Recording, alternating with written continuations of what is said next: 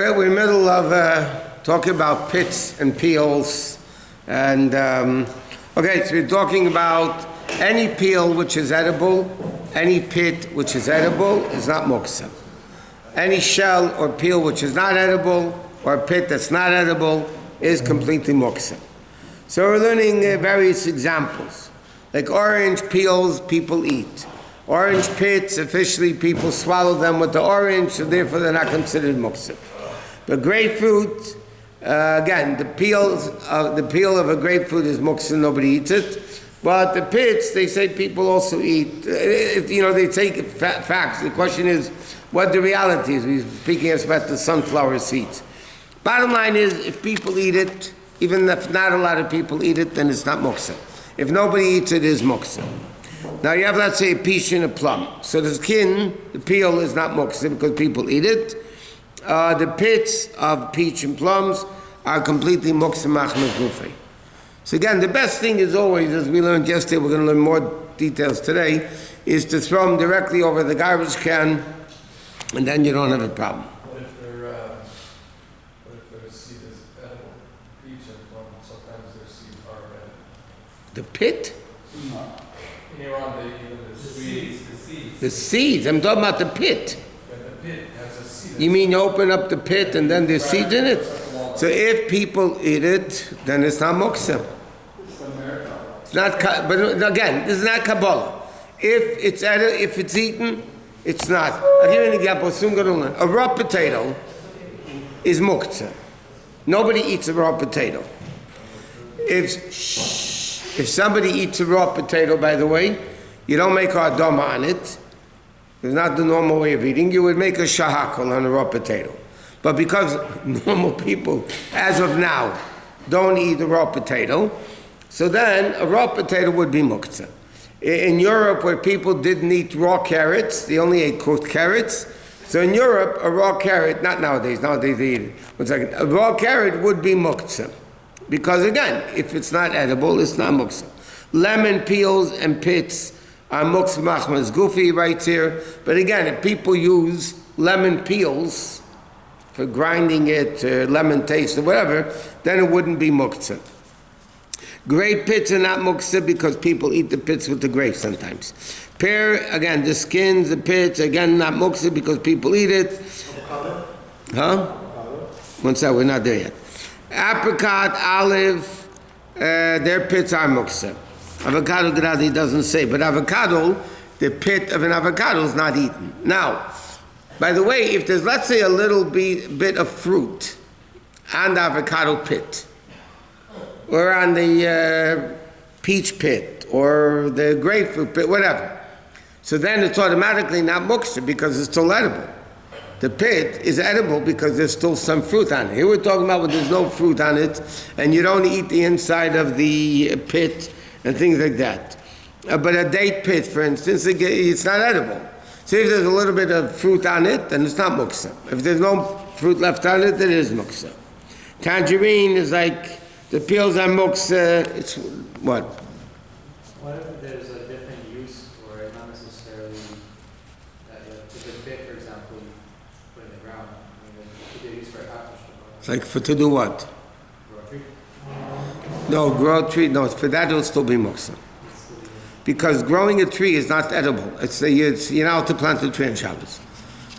So as far as Shabbos goes, it's not considered usable at all. You're not allowed to also keep it for after Shabbat, to plant it after Shabbat. If you don't do something, a positive action that shows it, if you just leave it on the table, okay, and your intent is to plant it after Shabbos, but you're not saying it, I'm going to plant, I'm saving this to plant it after Shabbos, then you would. You would what? If you don't say anything, even though your intention is to plant it after Shabbos, it wouldn't be a problem. Because intention is not preparing from Shabbos for the weekday. Now the Gemara tells a story, it's brought down in Shulchan Aruch, that a guy, it's a story in the Gemara, a guy went for a walk around his field on Shabbos, and he saw a broken fence, and he said, he thought, after Shabbos, I have to fix the fence. And because he realized, what did I do on Shabbos? I thought about he never fixed the fence. Now that's above, it's called the Lifnim Mashur Sadin. To give you another example, we learned this many times. You can't prepare from Shabbos after Shabbos by doing an action. But what happens, the action itself is allowed on Shabbos, as long as you don't say I'm doing it for after Shabbos. Like we learn sleeping, right?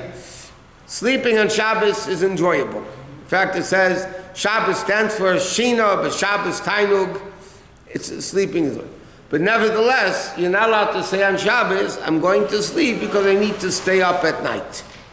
Or you can't tell your kids, take a nap because we're leaving on a trip. But so Shabbos, you have to take a nap because we're going on a trip. You could tell the kids go to sleep.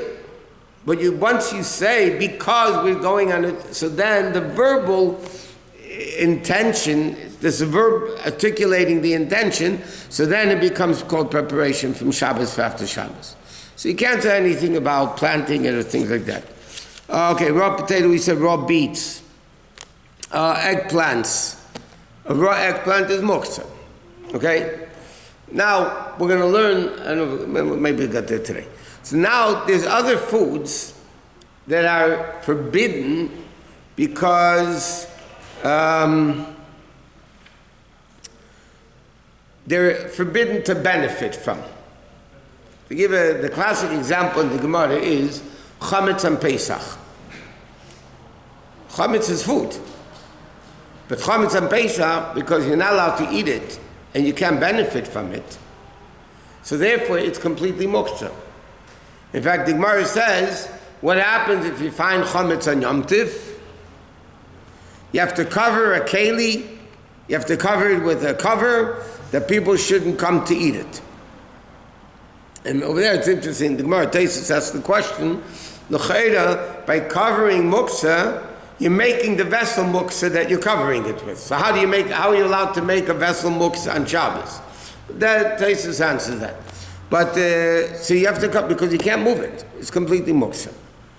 Moshe, they give a chodash. It's not muktzah, even for people that don't give chodash, because you can use the food for something else. You don't have to necessarily eat it. You can use it on Shabbos. And if you could use it on Shabbos for something else, then automatically it's not muktzah, because it's a usable thing. So that again wouldn't be muktzah. But let's say you have a mixture of meat and milk. Meat and milk is not only forbidden to eat, you're not allowed to benefit from meat and milk. So what happens if somebody they found a piece of cheeseburger, whatever, and on Shabbos, that is completely muktzah. Because you can't benefit from it in any way whatsoever.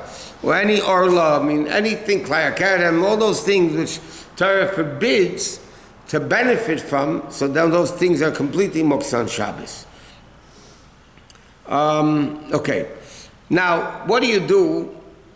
Fact is, what do you do if you have things on the table, pits on the table that are muktzah? So how do you deal with it? How do you get it out? So the proper thing is to do as follows.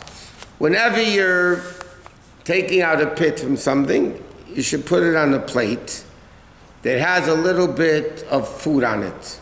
Even like they write the expression, a morsel of bread. Even a little bit of non-muktzah food. Because then the plate is a base for muktzah, which we'll get to one day, is a base for muktzah and non-muktzah. And you want the non-muktzah more than you want the muktzah. So therefore, the plate wouldn't be muktzah. So the best thing is, let's say, or like we said, you peel eggs. The best way of doing it halachically, you peel them directly over the garbage can. That's what they all write. Now, what happens if you put it into a napkin? So then halachically, you're allowed to pick up the napkin and throw it out. You have to be careful though, like we learned in the last few days, you can't play with the eggshells because they're completely muktzah. Okay, what happens if they're on the table, they're not on the plate, they're on the table, and you want to clean up the place you need it for Shabbos? So you could take a knife and push the shells indirectly into a plate or a dustpan and then throw it out. But you shouldn't touch the actual pits with your hand. What? Can you spray Windex on the table and happen to just wipe those up with the Windex? Or some cleaning, something like that? You're asking two different questions here. Are you allowed to put Windex on the table? Yes.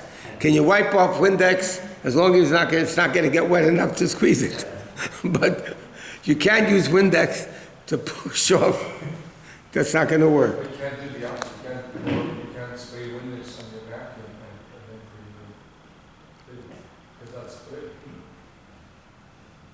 You're talking about pits on the table? No, I'm talking about something different. You're talking about cloud, you have a spill on the table.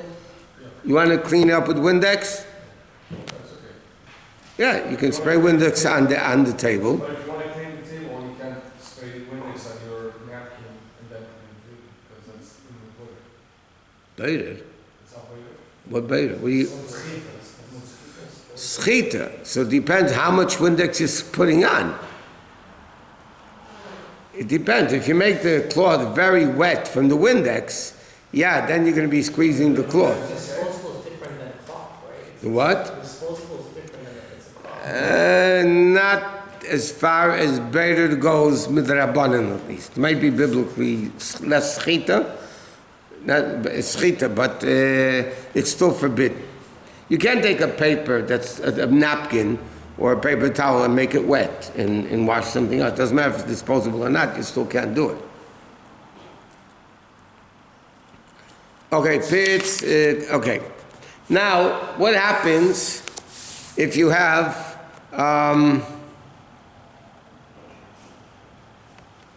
what happens if you have the refrigerator door? Okay? Now, in the refrigerator door, you have food that's muktzah, because it's raw, and it's not edible, or things like that. So now the question, can I open the refrigerator door, because I'm going to be moving muktzah? So, you're allowed to open the door because it's indirect opening, you're not opening it directly, you're not touching the muktzah directly, and so on and so forth. But there is an issue, like we were discussing the other day, and now we'll learn it. What happens if I have frozen chicken, raw chicken, or frozen meat in this freezer, and behind it I have ice cream? Okay, so now we learned the frozen meat, raw meat, and frozen raw chicken are muktzah because they're not edible. So now I need to get over to the muktzah, to the non-muktzah. I need to get to the ice cream. So how am I supposed to move away the chicken or the meat in order to get to the ice cream? So obviously there's no question, it's better before Shabbat, if you know you're going to be serving ice cream, to make sure that the ice cream is accessible and it's not stuck behind muktzah. Okay, that's the first thing you need to do. But if that's not, there's different ways of doing it, but it's too complicated to do it. You could take a non-muktzah, you could take a non-muktzah item, I meant to say, non-muktzah item like a knife, and push away the chicken to the side and then get to the ice cream. Or, which is even better than that, but you have to see how clumsy you are. If you do it, let's say with your elbow, you move the chicken with your elbow, that's even better than taking a knife and moving it with a knife. 1 second. The problem with that is, if the chicken falls out of the freezer, then you have an issue because you can't put it back. It's muktzah. In fact, there's a whole shaila in halacha. It's mentioned. What happens? God forbid, there's a blackout. Okay, so now it's going to be for a few days, and now you have a whole bunch of stuff in the freezer. You have meat and chicken, and who knows what you have in the freezer, a whole bunch of stuff. And if you're not going to do anything about it, so it's going to be mamish a loss of money. It's all going to spoil. So there are certain times and certain ways that you would be allowed to have a guy do it or whatever to take out the stuff because it's going to be a big loss of money. That doesn't permit muktzah. But there are ways of getting around the muktzah aspect of it and taking the stuff out and put it into a safer place. But that would only be if there's a big loss of money. So b'chal, people should make sure when they're before Shabbos, one of the extra jobs they need to do is make sure there's, there's food's accessible in the refrigerator and the freezer, and that you make sure that. Now, one last thing about bones. Okay, any bone that has meat on it is automatically not muktzah. If the bones are fit for a dog, okay, in a community where dogs exist, so even though you don't, but people would give bones to a dog to eat, so then those bones are not muktzah, because they're still edible for dogs. But otherwise, it would be completely muktzah. Okay.